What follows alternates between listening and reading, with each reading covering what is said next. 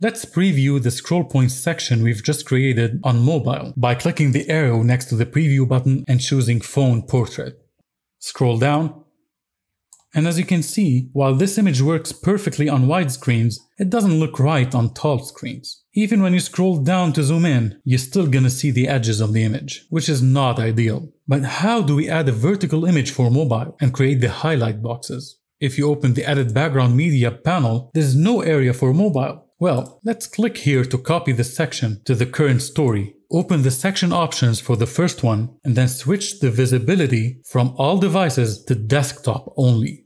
And for the second one, let's set it to mobile only. You can now see these icons appear on the thumbnails, indicating that the first one will only appear on desktop screens and the second section will only appear on mobile screens. And now we can simply replace the image in one of these scroll points.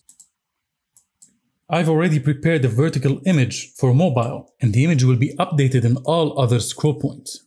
Also, don't forget to edit the highlight box to zoom in exactly where you want, and you might need to test this on your smartphone or using the phone preview feature just to make sure everything works as intended. In the next video, we're gonna finish the story by adding and formatting the rest of the sections.